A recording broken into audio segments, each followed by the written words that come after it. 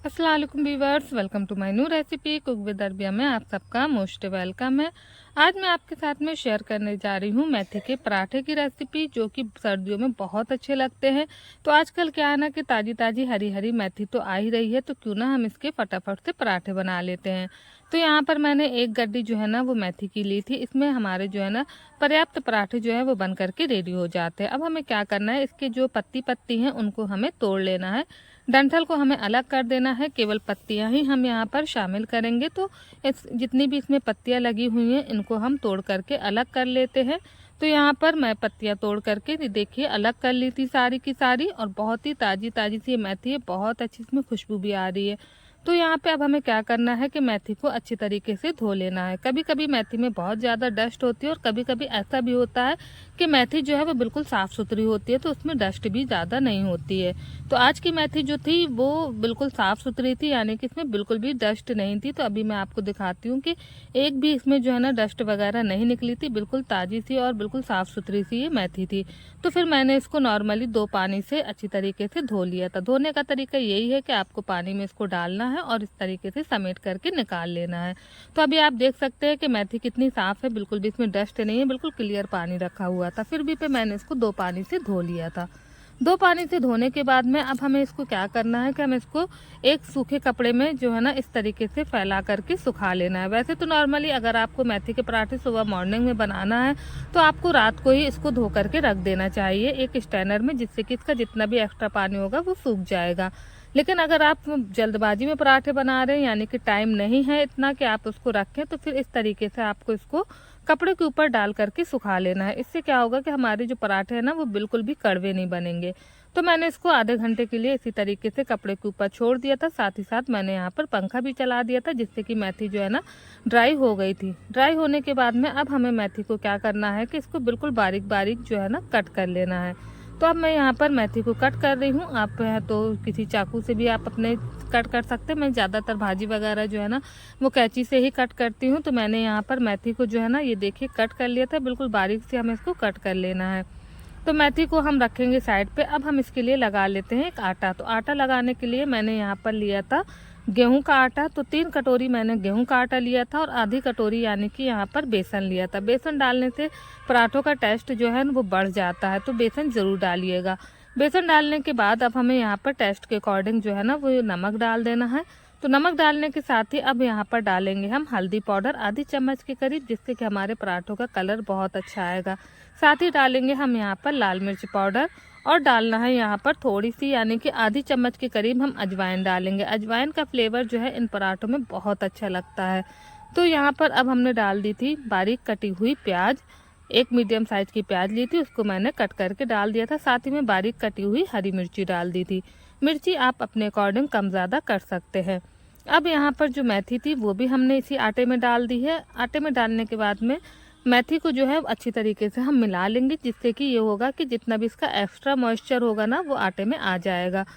तो फिर बस यहाँ पर हमें इसको अच्छी तरीके से मिला लेना है। उसके बाद में हमें इसका डो लगा करके तैयार कर लेना है। तो सारी की सारी मेथी और नमक और जो मसाले हमने डाले थे उन सबको हमने यहाँ पर मिला लिया है। उसके बाद में हम यहाँ पर पानी डालेंगे और पानी डाल करके इसका डो बना करके हम तैयार करेंगे। तो पानी हमें थोड़ा थोड़ा करके ही डालना है, और डो जो है वो हमें बहुत ज़्यादा सख्त नहीं रखना है। जिस तरीके से हम रोटी बनाने के लिए डो लगाते हैं उसी तरीके से हम आटे का डो जो है वो यहाँ पर लगाएंगे।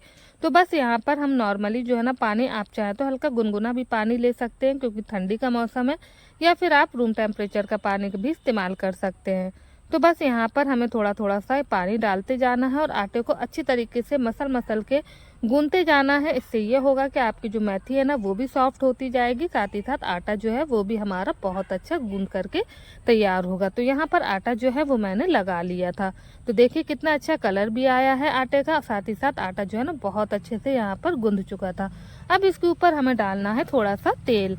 तो तेल डाल करके हम इसके ऊपर अच्छी तरीके से जो है ना चारों तरफ इस तरीके से इसको फैला देंगे। फैलाने के बाद में हम इसको 5 मिनट के लिए ढक करके रख देंगे, जिससे कि आटा जो है वो हमारा और भी अच्छा हो जाएगा।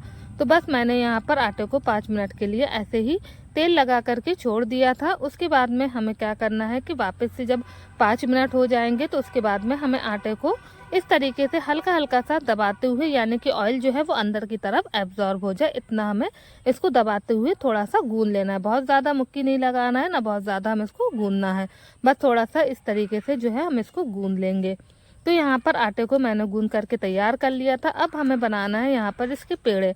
तो आज मैं आपको 3 शेप में पराठे बनाने का तरीका बताऊंगी कि किस तरीके से हम 3 तरीके के पराठे जो है वो तैयार कर सकते हैं।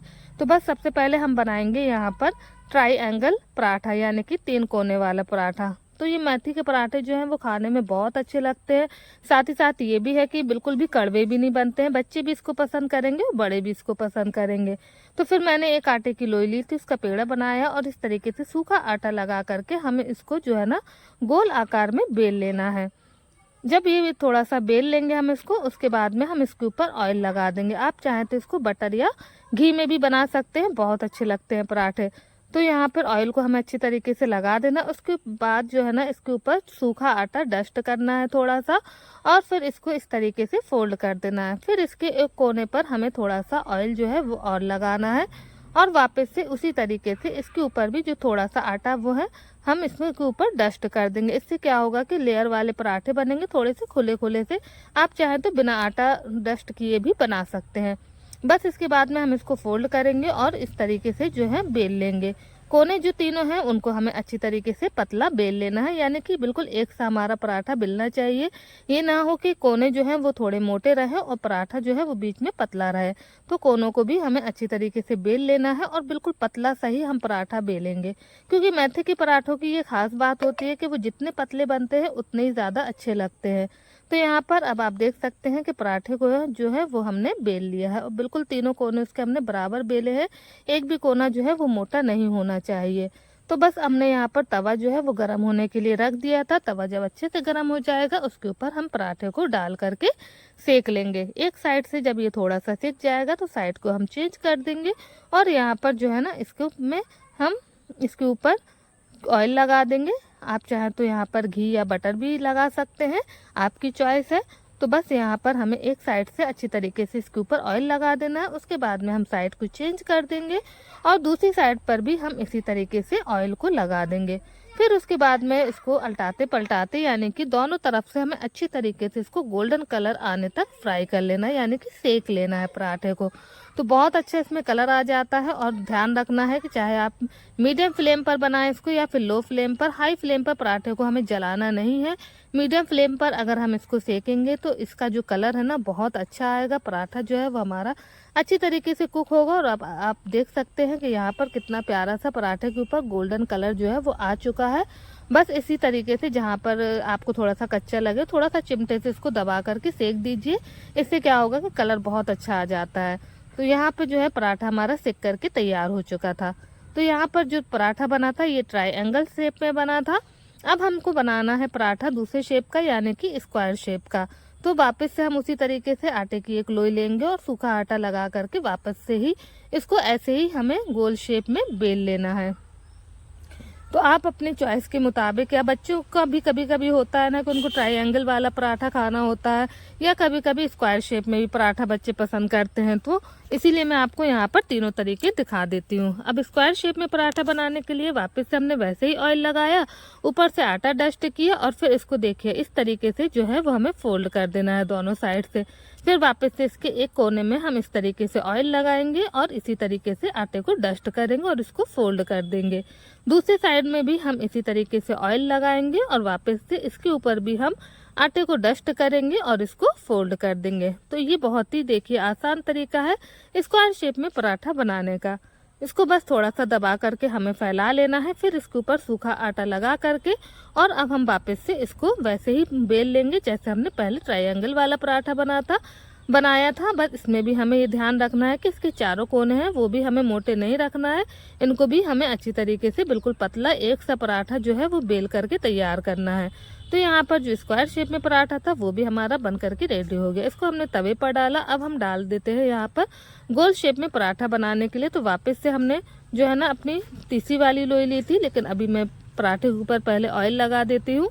तो यहाँ पर साइड को चेंज करके हमने उसी तरीके से इसमें ऑयल लगा देना है और फिर दूसरी साइड इसकी चेंज करके और इसमें भी हम ऑयल को लगा देंगे।